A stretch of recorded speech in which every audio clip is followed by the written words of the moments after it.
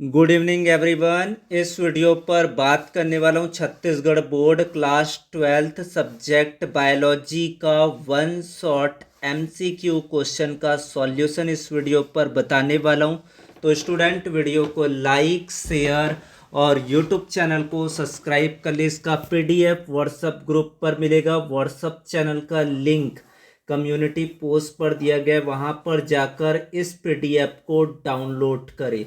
तो वीडियो को स्टार्ट करते वन शॉट में जितने भी ऑब्जेक्टिव क्वेश्चंस है जो इम्पोर्टेंट है एग्ज़ाम के लिए उनको कवर अप करने वाले हैं। तो वीडियो को शुरू से लेकर अंत तक देखें, कॉन्सेप्ट को समझे ताकि आपको समझ में आ जाएगा ऑब्जेक्टिव क्वेश्चन को किस तरीके से सॉल्व करना है, किस तरीके से उत्तर को निकाला जाता है। तो यहाँ पर पहला क्वेश्चन देखते हैं। भ्रूणपोष में प्रवेश के समय पराग नलिका में होते हैं। When entering the embryo sac the pollen tube contain 4 युग्मक, 3 नर युग्मक, 2 नर युग्मक, 1 युग्मक केंद्रक। तो इसका आंसर आपको बताना है कि क्या होगा। भ्रूणपोष में क्या होता है आपका 2 नर युग्मक होता है। इसका राइट आंसर 2 मेल गैमेट्स। दोहरा निषेचन डबल फर्टिलाइजेशन के लिए 2 नर युग्मक आवश्यक होते हैं, एक अंड कोशिका के लिए और दूसरा ध्रुवी केंद्रक के लिए होता है। तो फर्स्ट का ये आंसर रहेगा और ये मोस्ट इम्पॉर्टेंट ऑब्जेक्टिव क्वेश्चन है।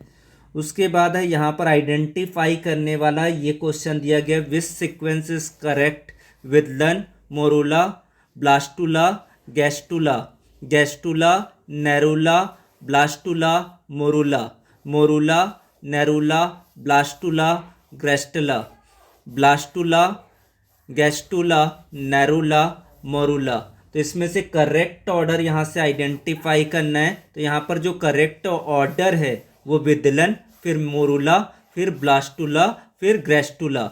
युग्मनज में विदलन से मोरूला यानी कि ठोस गेंद, फिर ब्लास्टुला खोखली गेंद और अंत में गैस्टुला 3 परतों वाला बनता है। तो इस तरीके से आपका आंसर रहेगा। सेकेंड क्वेश्चन का कॉन्सेप्ट भी क्लियर होना चाहिए। उसके बाद है आपका अगला क्वेश्चन, अपूर्ण प्रभाविता में F2 पीढ़ी का समलक्ष्मणी अनुपात क्या होगा। What will be the phenotype ratio of F2 generation in incomplete dominance.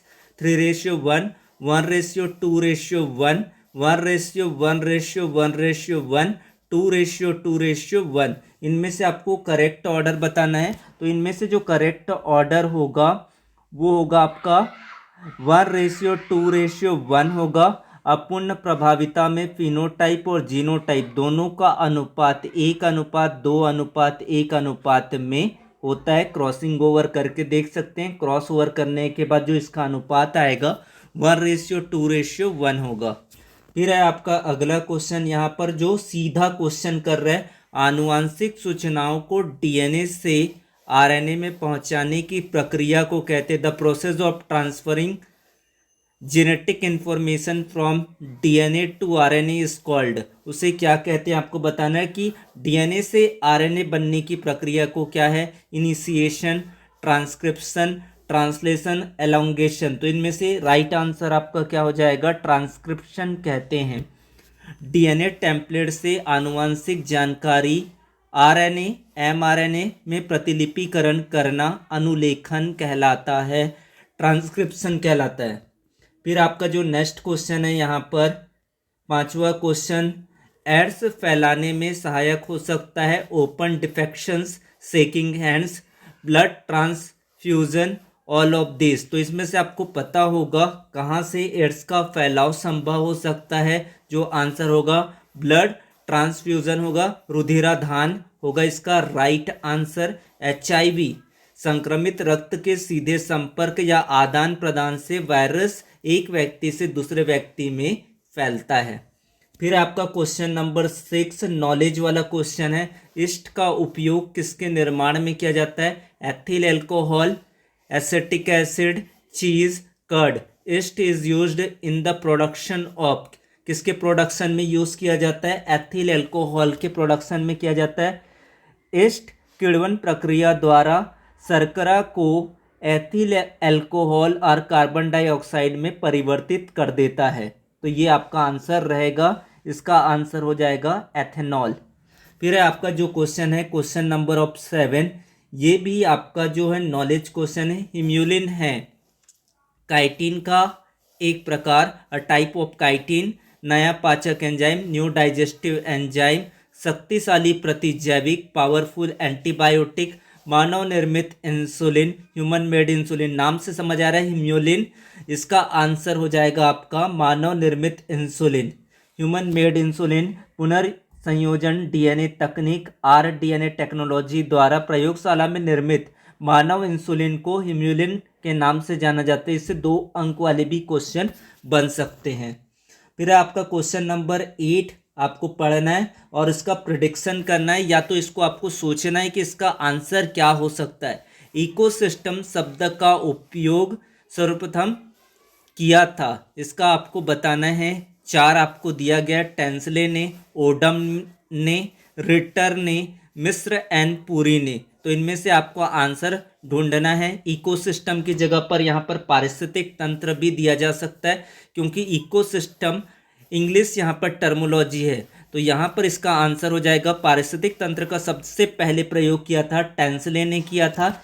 AG Tansley उसका पूरा नाम है। 1935 में सबसे पहले पारिस्थितिक तंत्र इकोसिस्टम शब्द का प्रयोग किया था।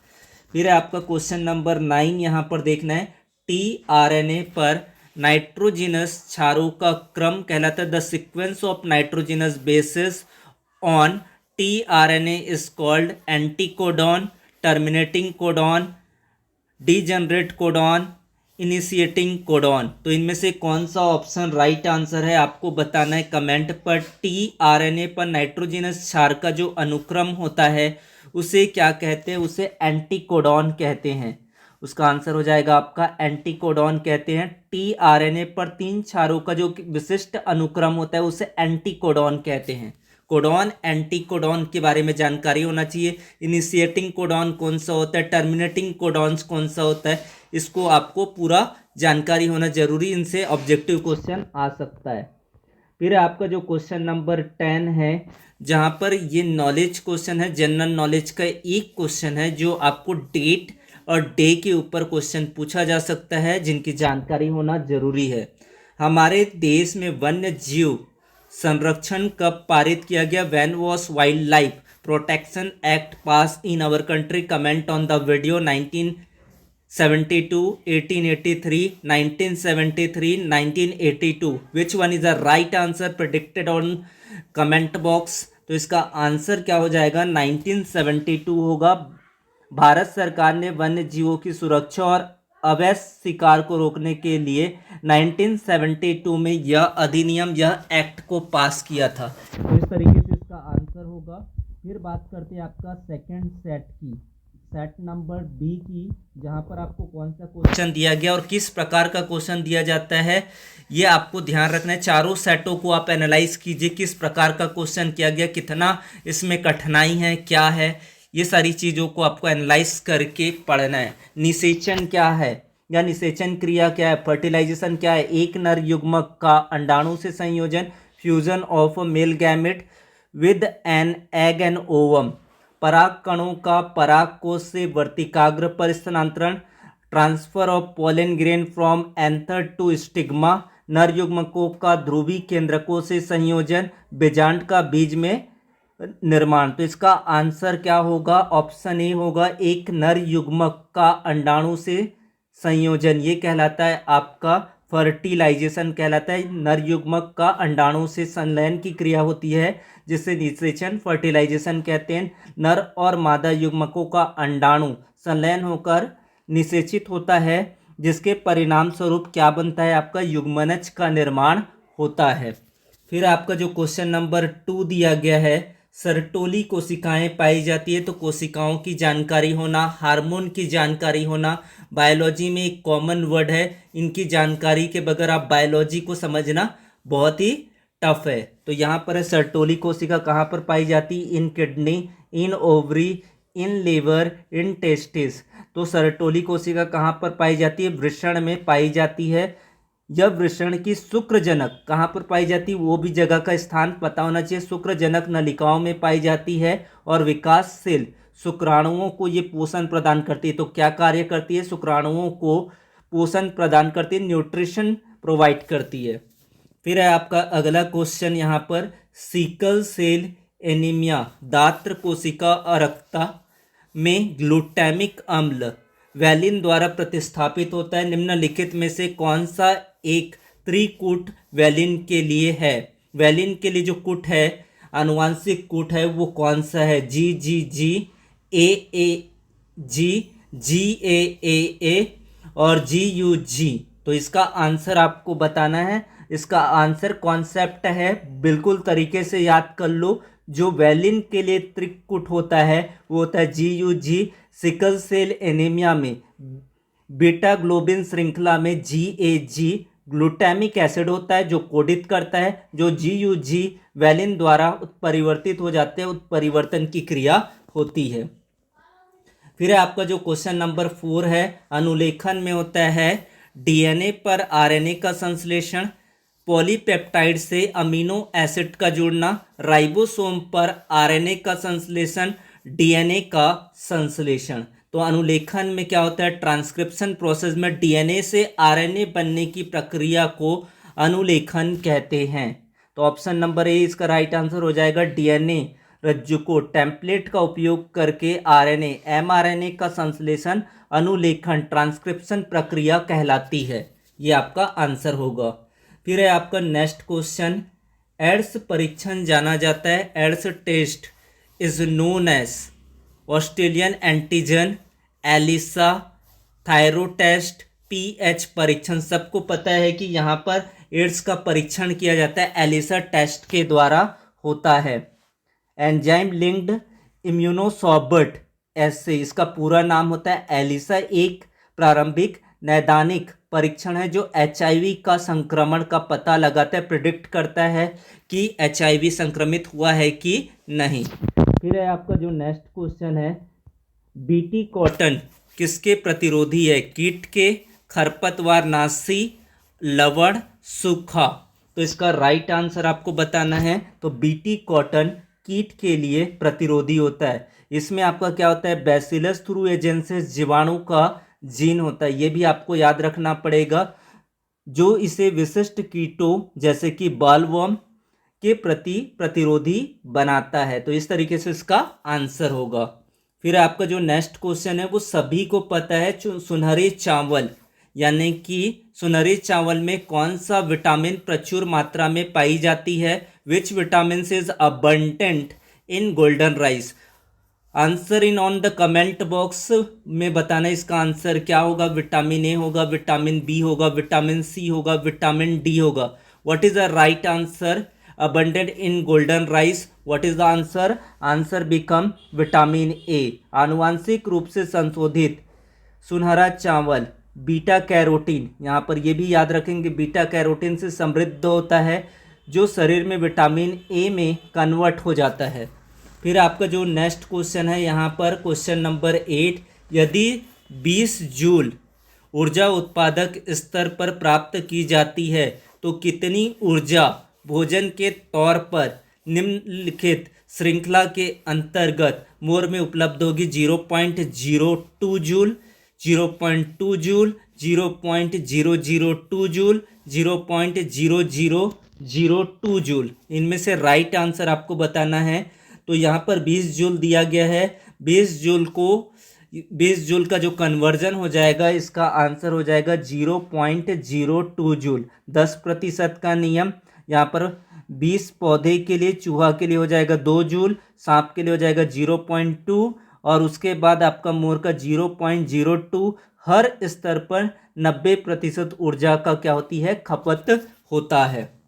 फिर है आपका क्वेश्चन नंबर 9, यहाँ पर न्यूक्लियोसोम में उपस्थित होता है। न्यूक्लियोसोम में क्या उपस्थित होता है वो बताना है। न्यूक्लियोसोम कंटेन्स हिस्टोन अणु, हिस्टोन मॉलिक्यूल्स होता है, न्यूक्लियोटाइड्स होता है, न्यूक्लियोप्लाज्मिन होता है, न्यूक्लियर पोर कॉम्प्लेक्स होता है। तो इसका राइट आंसर आपको बताना है सोच कर कि क्या होगा।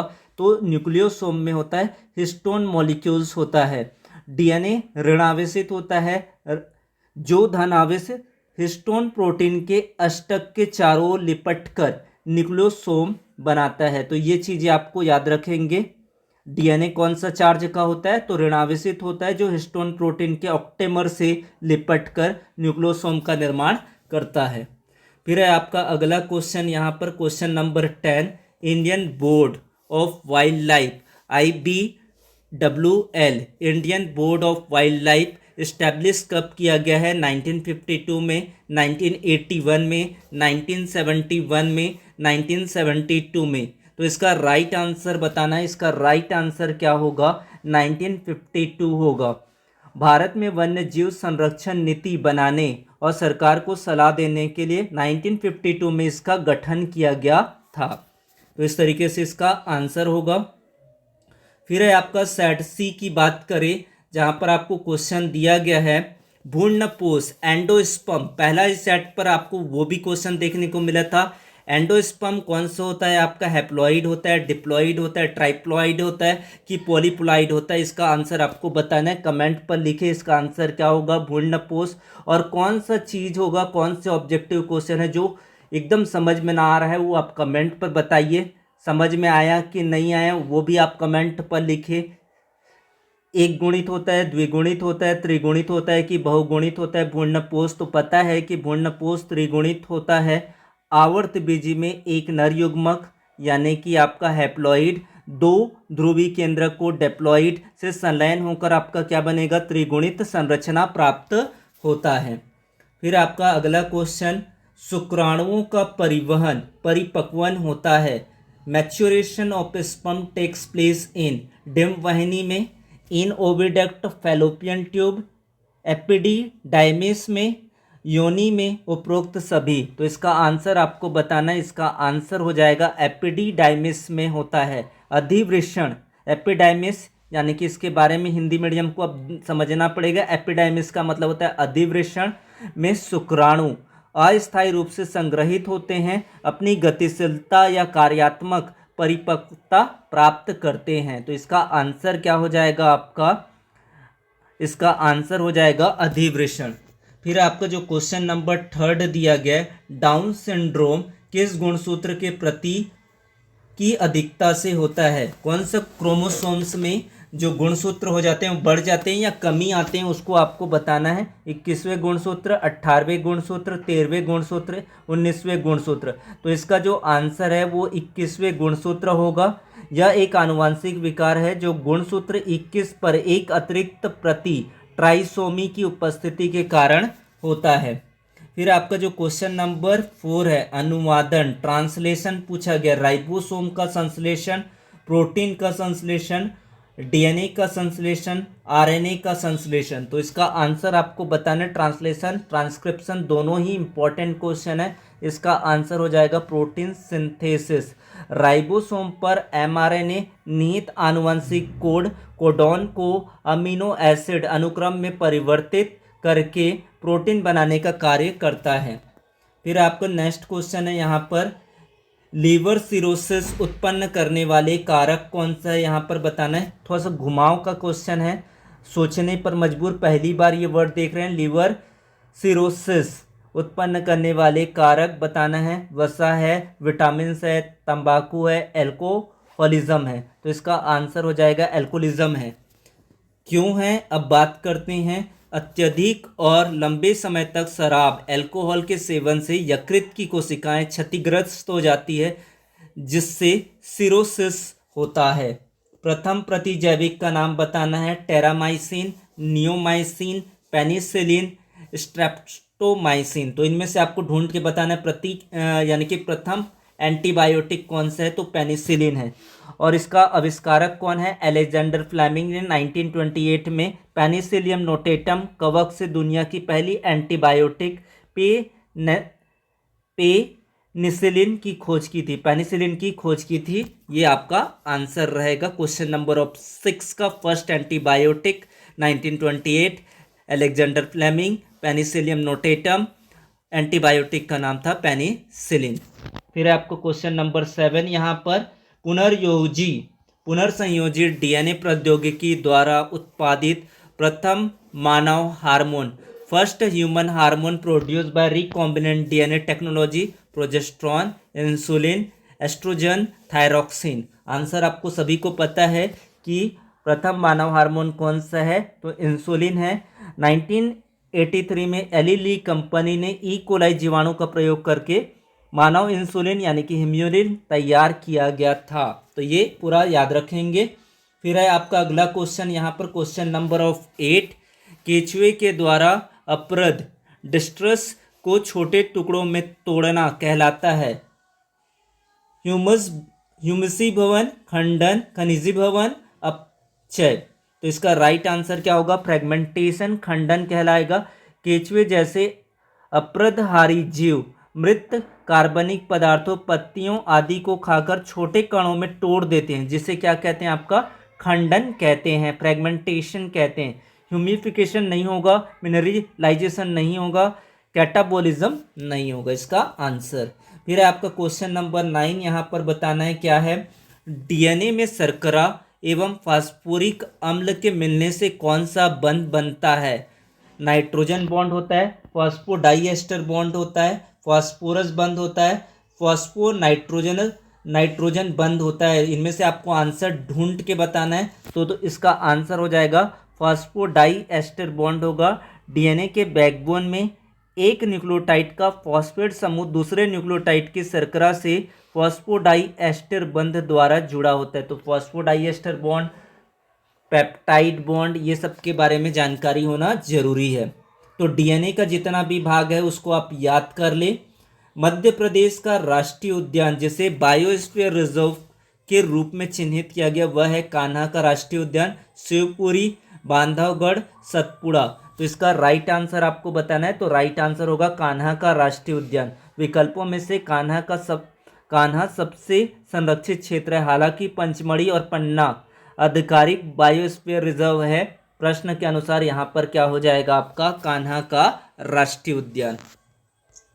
फिर आपका अगला सेट देखते हैं, यहाँ पर पूरा सॉल्यूशन हम लोग पूरा आज इसको कवर करने वाले हैं। वीडियो को लाइक करिए, ज़्यादा से ज़्यादा लोगों तक इसे पहुँचाइए और समझिए कॉन्सेप्ट को, ताकि आप ऑब्जेक्टिव को तभी कर पाएंगे जब पूरी चीज़ों के बारे में नॉलेज होगा। अच्छे से इसको पढ़िए, जाकर समझे, 2 बार 3 बार वीडियो को पॉज करके पढ़िए, लेकिन इसको अच्छे से कवर अप करना ज़रूरी है। इस बार जो 15 मार्क्स के ऑब्जेक्टिव सेक्शन आने वाले, जिनको पूरा पढ़ना जरूरी है।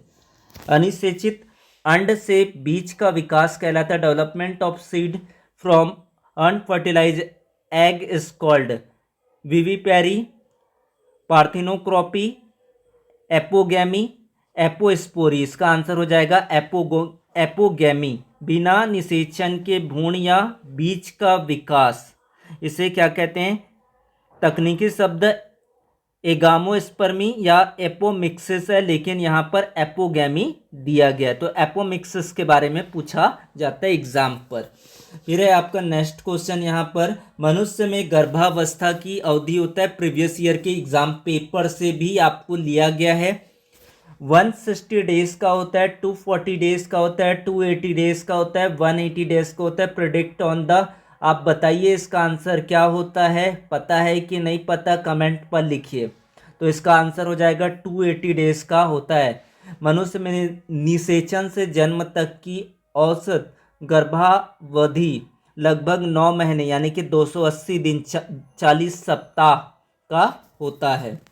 फिर है क्वेश्चन नंबर 3, यहाँ पर व्यक्ति जिसमें ट्रिपल एक्स गुणसूत्र पाए जाते हैं उसे क्या कहते हैं, Klinefelter syndrome, Down syndrome, Turner syndrome, super female.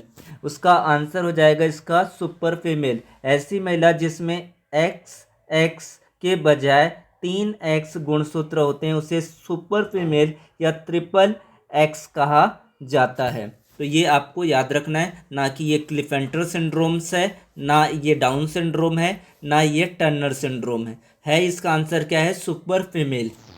फिर जो नेक्स्ट क्वेश्चन है यहाँ पर, एगारोजेल इलेक्ट्रोफोरेसिस में डीएनए अणुओं का विगलन किस आधार पर होता है, केवल आवेश, केवल माप आकार, केवल आयतन, आवेश और आकार। तो इनमें से राइट आंसर आपको ढूंढ के बताना है। राइट आंसर हो जाएगा ओनली साइज।